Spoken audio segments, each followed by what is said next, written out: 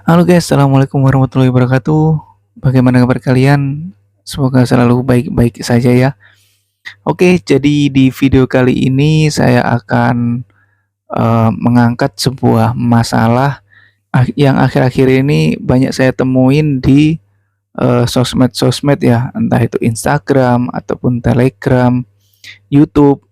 Jadi banyak teman-teman yang ketipu istilahnya ya dengan enaknya tinggal di salah satu negara, misalkan kayak di Australia ini ya, itu enaknya seperti apa, dan banyak teman-teman yang nggak melihat nggak enaknya, dan ini terjadi ketika teman-teman yang udah berhasil lolos masuk ke Australia ini ya, akhirnya pas setelah mengalami nggak enaknya, ini banyak teman-teman yang kaget.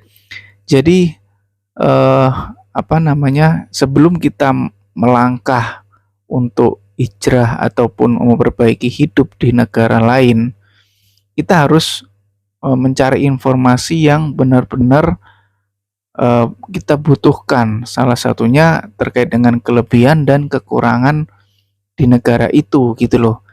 Jadi kalau misalkan kita mengalami hal yang nggak enaknya dari kekurangan negara itu, kita udah siap mental, udah siap apapun itu supaya kita bisa bertahan hidup dan bisa melanjutkan tujuan kita untuk apa namanya, merubah nasib kita seperti itulah. Nah, banyak teman-teman yang istilahnya yaitu tadi ketipu hanya tahu enak-enaknya aja. Yang misalkan orang konten ini sharing terkait dengan kelebihannya di negara ini misalkan. Terus ada orang yang udah di sana juga sharing terkait dengan nggak enaknya tinggal di negara A ini. Nah itu malah diserang. Diserangnya itu bukan diserang gimana-gimana ya, itu malah kayak dibilang, dikira yang orang yang ngasih tahu ini nggak suka sama konten kreator ini gitu loh. Kan lucu.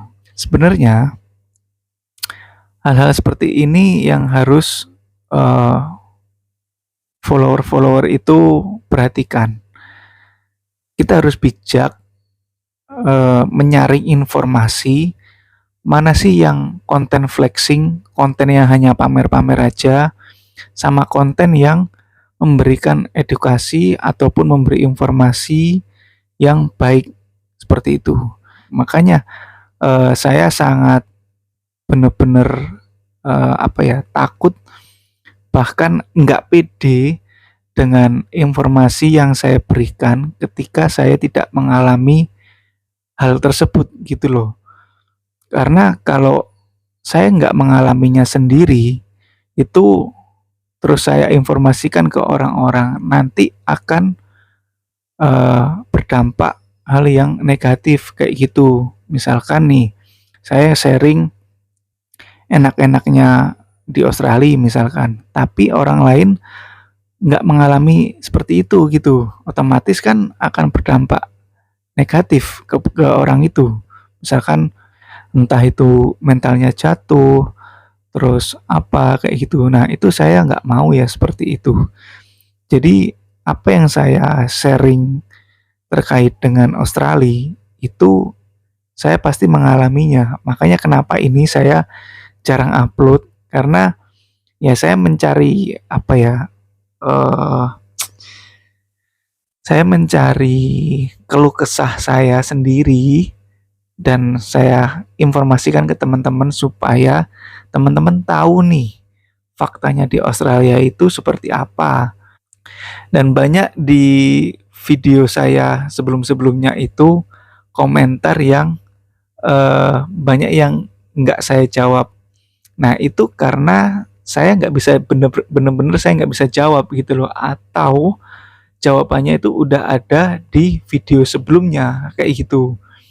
Jadi buat teman-teman yang komentar, tolong lihat video sebelumnya kalau misalkan memang pertanyaan itu ada di video sebelumnya. Kalau emang nggak ada, baru silakan ditanyakan kayak gitu. Jadi bukan berarti saya nggak mau menjawab ya, tapi karena saya antara dua itu nggak tahu jawabannya atau jawabannya itu sudah ada di video sebelumnya. Contoh nih, misalkan ada orang yang tanya, "Bang, persyaratan untuk kerja ke sana apa?" Banyak banget yang seperti ini. Nah, di Australia ini itu banyak visa yang macam-macam visa kerja seperti itu. Nah, kalau pertanyaannya nggak spesifik kalau nggak spesifik seperti ini, ya saya bingung jawabnya. Kalau saya jawab berdasarkan pengalaman saya, misalkan nih pengalaman saya kan harus usia 18 sampai 30 tahun. Terus nanti orang yang tanya itu ternyata usianya lebih dari itu. Otomatis kan nggak bisa apply. Nah, kalau bisa apply itu pakai student visa misalkan. Terus atau skill visa kayak gitu. Nah, itu eh, visa-visa itu saya nggak mengalami gitu loh. Jadi susah untuk menjawab yang nggak spesifik seperti ini. Terus ada lagi yang kayak tanya, "Bang, bisa nggak sponsorin saya ke sana atau ajak saya ke sana?" Itu ini yang mau saya tunjukkan ke teman-teman bahwa Australia itu bukan nggak sama negara-negara lain ya kayak Malaysia, terus Hong Kong kayak gitu beda ya. Karena Australia ini benar-benar pure murni semuanya sendiri, apply sendiri, berjuang dapat kerjaan sendiri kayak gitu. Jadi apa ya? Kalaupun ada agen yang menawarkan jasa, itu bisa dipastikan itu penipuan. Karena nggak ada ceritanya orang dari Indonesia terus sorry dari Australia atau di Indonesia yang mengirimkan orang yang di Indonesia itu untuk kerja ke Australia dengan tidak ada persyaratan. Itu sangat tidak mungkin karena persyaratan di Australia ini sangat ketat ya, yaitu terkait dengan bahasa Inggris maupun persyaratan syarat-syarat status pendidikan terakhir seperti itu. Nah, makanya saran saya ke teman-teman ini supaya lebih bijak lagi ketika melihat informasi dari influencer ataupun dari manapun lah itu.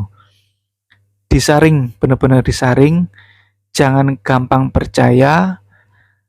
Kalau saya dulu meskipun kakak saya sudah menetap di sini, saya nggak sepenuhnya percaya dengan kakak saya sendiri kalau nasib saya dan kakak saya itu sama seperti itu.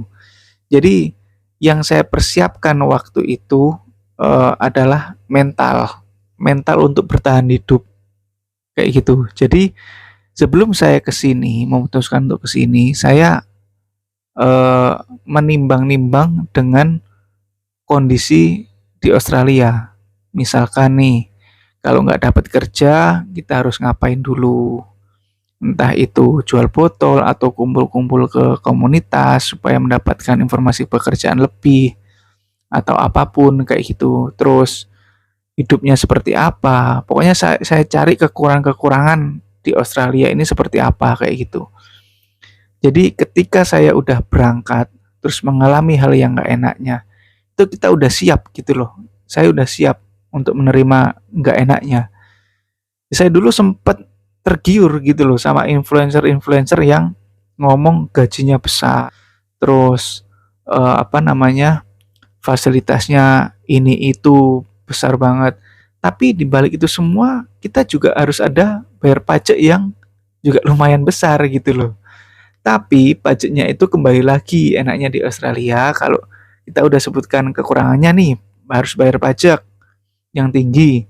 Nah, kita balik lagi, kelebihannya di Australia ini kalau udah bayar pajak, nanti pajaknya itu bisa balik lagi ke kita, yaitu saat tax return yang biasanya Juni atau Juli lah, kayak gitu. Nah, seperti itu informasi-informasi yang harus kita dapatkan supaya kita ini nggak hanya menelan mentah-mentah dari influencer-influencer yang hanya pamer terkait dengan gaji ataupun enaknya di Australia. Seperti itu. Jadi kita harus benar-benar bisa memilih influencer yang bisa memberikan informasi kekurangan dan kelebihan. Seperti itu. Terima kasih. Wassalamualaikum warahmatullahi wabarakatuh.